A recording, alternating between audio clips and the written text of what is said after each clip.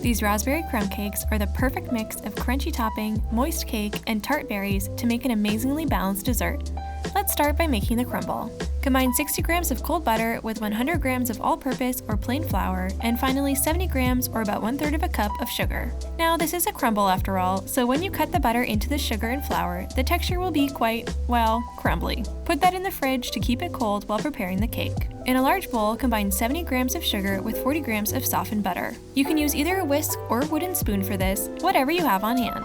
Add 1 lightly beaten egg and 1 teaspoon of vanilla extract, then mix again. This recipe only uses a few simple ingredients, but in my experience, sometimes simple is best. Okay, moving on to the dry ingredients, combine all-purpose flour, baking powder, and baking soda in a separate bowl.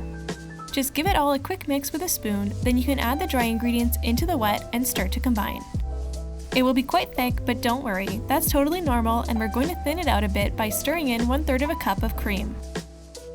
Grease an 8x8 inch baking dish with butter or line it with parchment paper, then you can add your batter and spread it out evenly using a spatula or the back of a spoon.